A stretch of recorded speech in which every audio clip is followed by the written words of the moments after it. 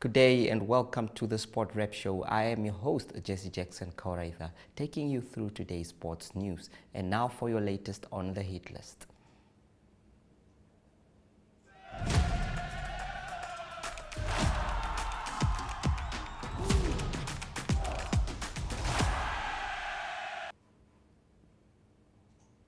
The Namibian Secondary Schools Rugby Association's preliminary squads in preparation for the Under-16 and Under-18 provisional tournaments will have a training camp in Windhoek from Thursday until Saturday this week.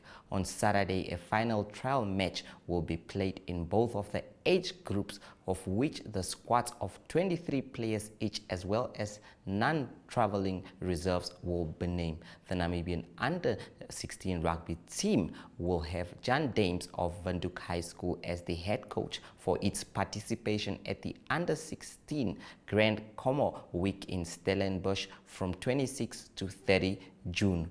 Meanwhile, Herman Grobler of the Walvisby Private School will be the head coach of the campaign at the Under-19 Academy Week to be hosted in Johannesburg from 3rd to 8th July.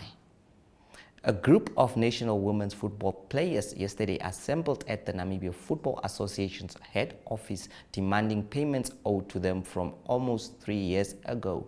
The unpaid players claim to have repeatedly engaged with the Normalization Committee and the new Secretary General, Jochen Trott, about their outstanding payments, but they have not received any satisfactory response. The Brave Gladiators players thus demanded their outstanding payments before the men's senior national team embark on their next Africa Cup of Nations qualifying trip. 9 Namibian Paralympic athletes and 5 guides are preparing in Italy this week for their participation at the Jesolo Grand Prix from Friday until Sunday. Their European tour, which will conclude with another Grand Prix event in Switzerland at the end of the month, is in preparation for the International Paralympics World Athletics Championship, which is scheduled for 8 to 17 July in Paris, France.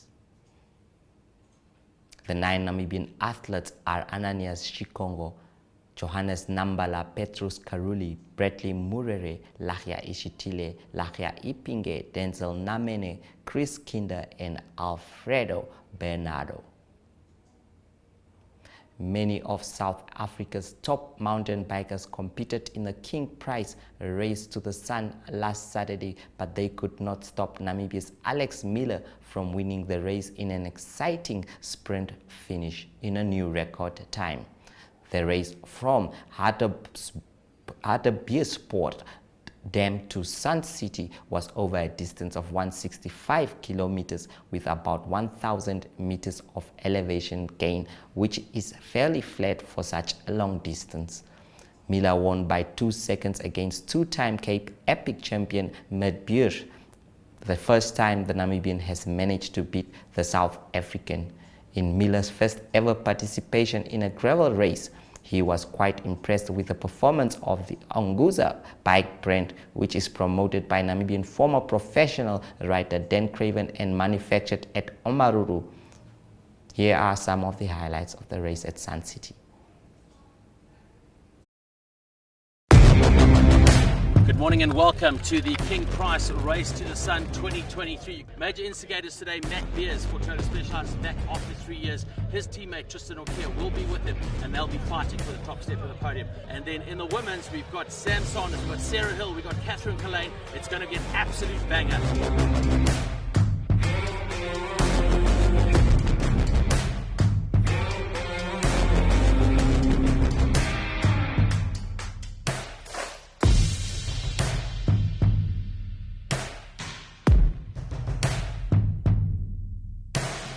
Yeah, I must say, I'm a bit surprised with how I felt today. I mean, it's my first gravel bike race, so I came into it not knowing what to expect at all. So yeah, I just decided to play conservatively in the beginning. Being able to pull off the win, yeah, very happy, and yeah, big well done to Matt and Peter as well. I think we rode really well together. There was no negative racing. And other than that, very thanks to King Price and all the organisers putting on such a big event and making my first gravel race a good experience.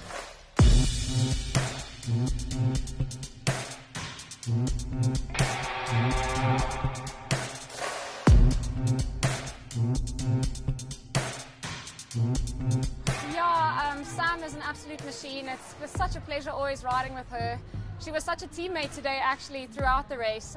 And I kind of wanted to try go early because I knew in a long sprint, she is so much faster than me. So I went early to try and catch her again because last year I couldn't catch her. And mentally I was ready for that from the QOM. I think I started prepping. And I just knew there's only really one opportunity to get in the front, and if you get in the front there and you have a good sprint, you can actually win. So I played my cards right. It's very, very rare that I ever beat Sam in a sprint, so I'm going to hold on to this as much as I can.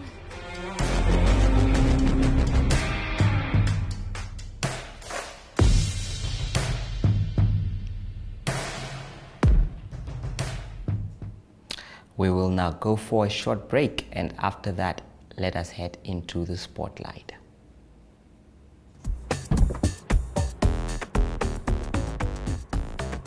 Hey, don't worry about the car, boss. I checked nice.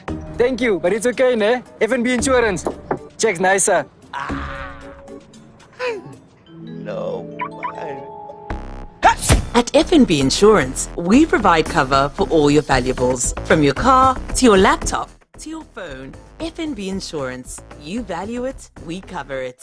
T's and C's apply. The next days are not a measurement of time, but the distance from here to the finish line.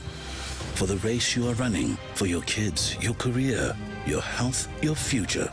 Not away, but towards it. While the voice in your head reminds you it won't be easy. But by simply swinging your feet towards the floor, you've taken the first step. Grow for it with Stamino Grow. 5-in-1 supplement available at all leading pharmacies.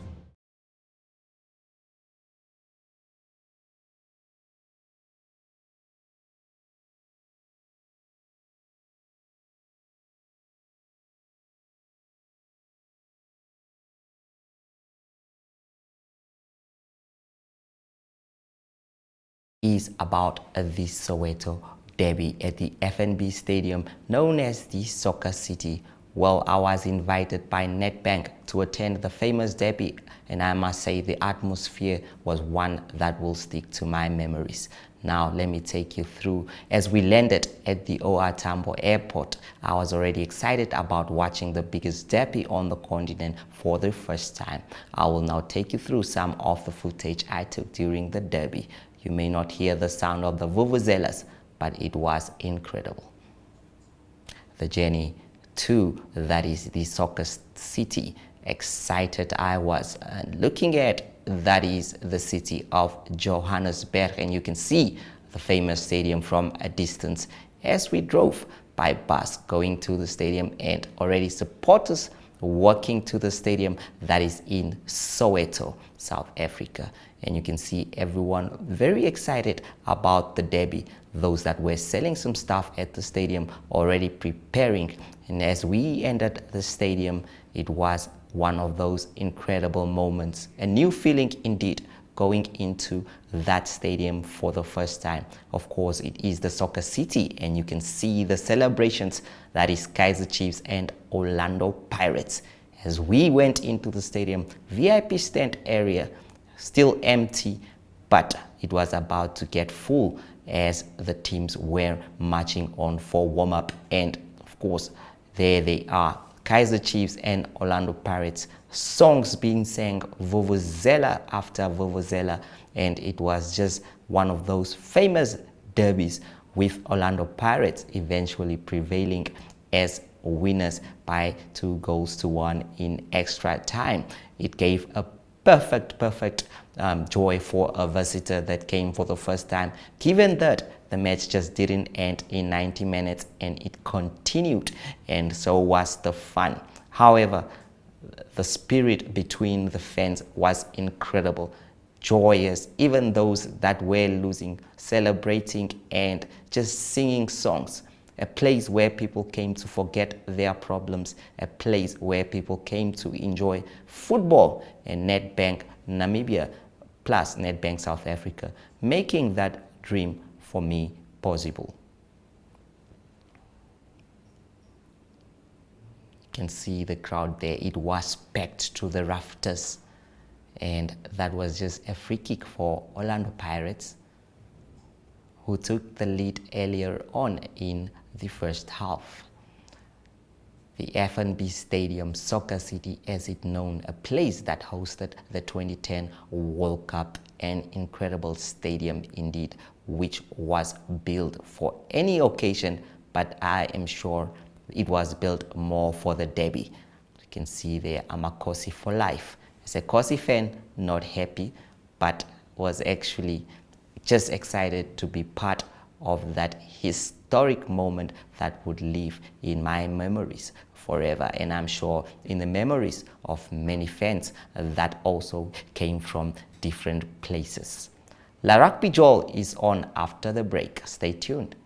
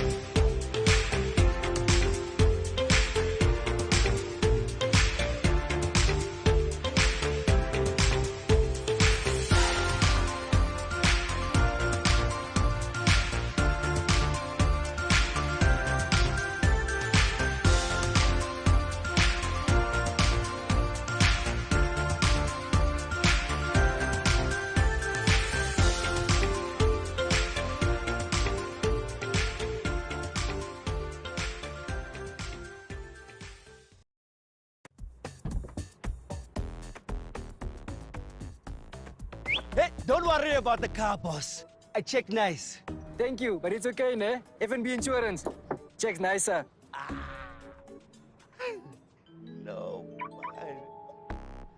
At FNB Insurance, we provide cover for all your valuables, from your car to your laptop to your phone. FNB Insurance. You value it, we cover it.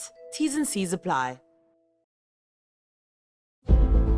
It takes heart and all the soul.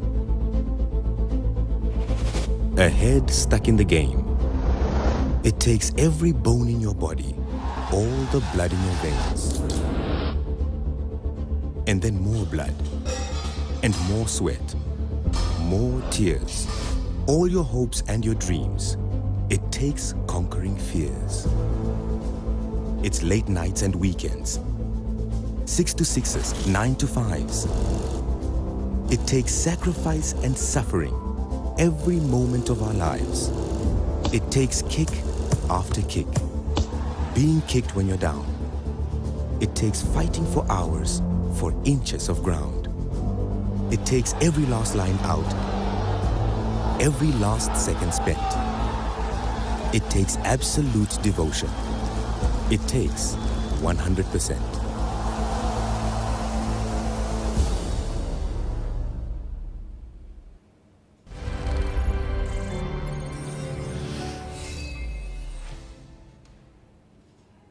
As a flashback, today we highlight 1991 as the year of only the second edition of the Rugby World Cup. Unfortunately, Namibia had only gained its independence the year before and was not included in the qualifying for the World Cup tournament held in the United Kingdom.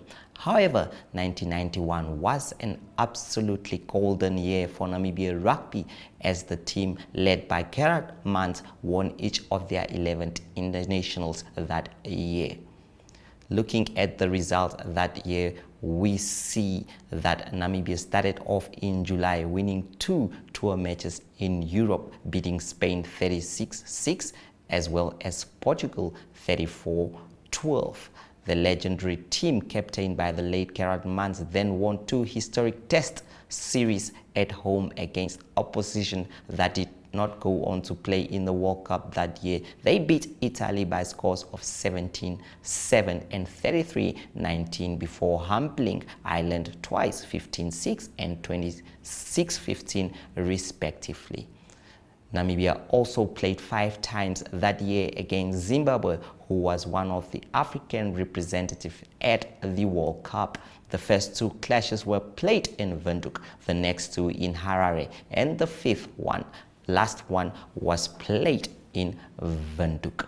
Namibia, coached by the late Henning Snyman, concluded the legendary rugby year with wins from 11 matches, scoring 339 points while only conceding 144. That was one of the best. We will once again visit the marketplace before Ari Hoga takes us through international sport.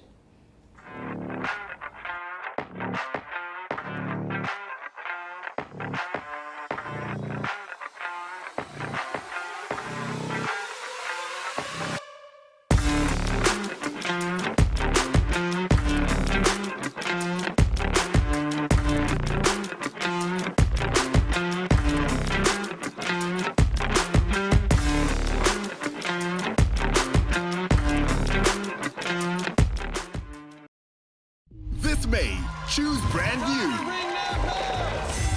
Choose drama and deceit. I'm very attracted to you. Oh. Would you be interested in having an affair? Choose fights and fallouts. I won, and that was right. I brought the heat. I mean, I'm gonna destroy you. Choose truth and discovery. I miss her every day. I see her every day. Choose fresh shows, series, and original entertainment. This May, choose brand new. Choose DSTV.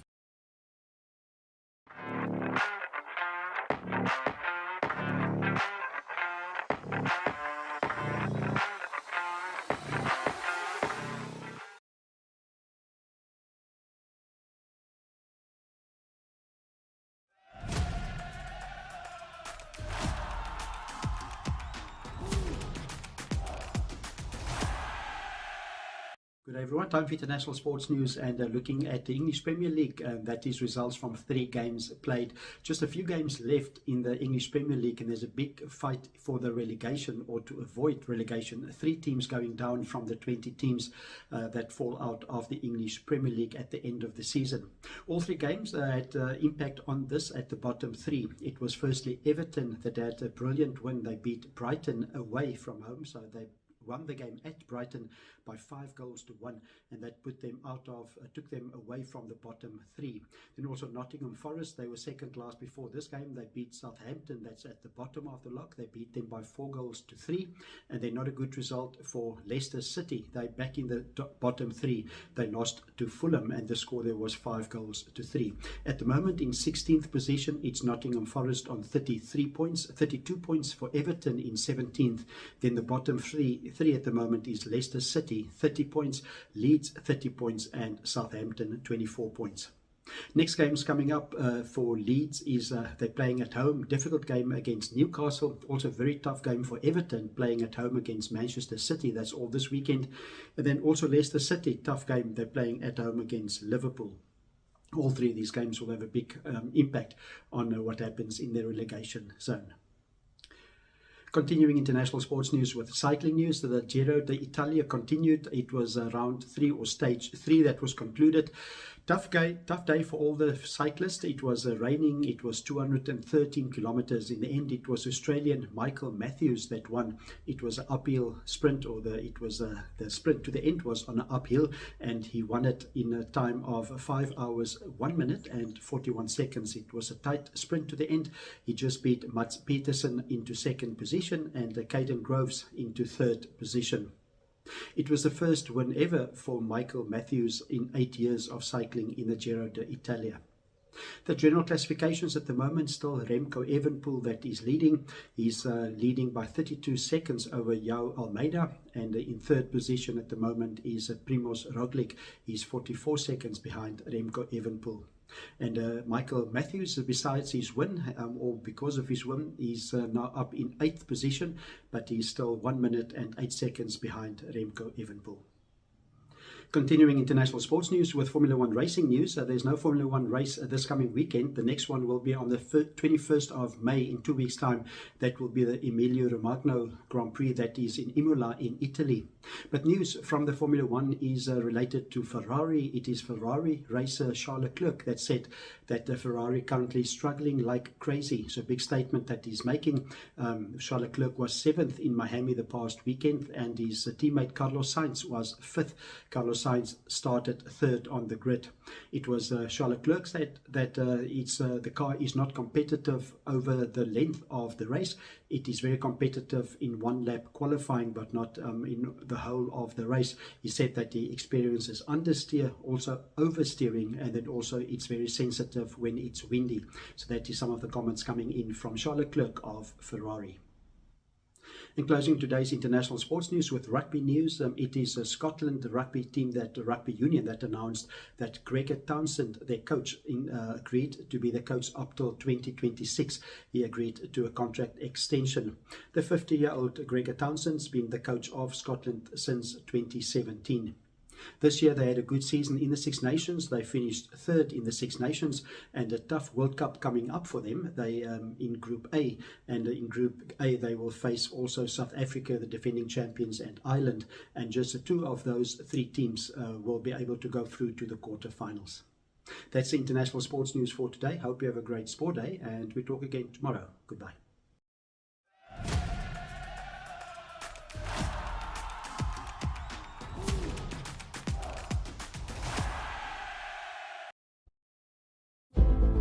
It takes heart and all the soul.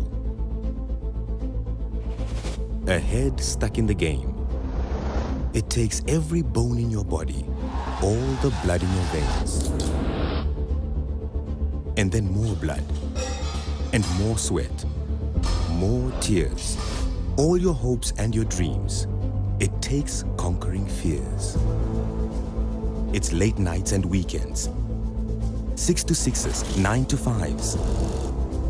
It takes sacrifice and suffering every moment of our lives. It takes kick after kick, being kicked when you're down.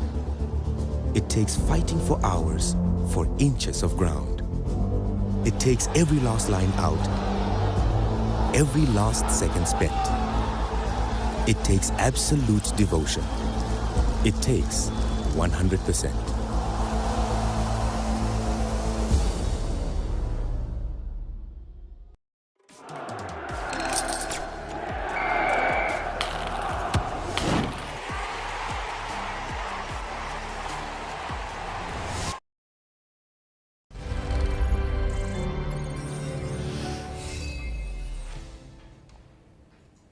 Before we conclude, just a reminder that this is crunch time week in the Namibia Deb Marine Premiership.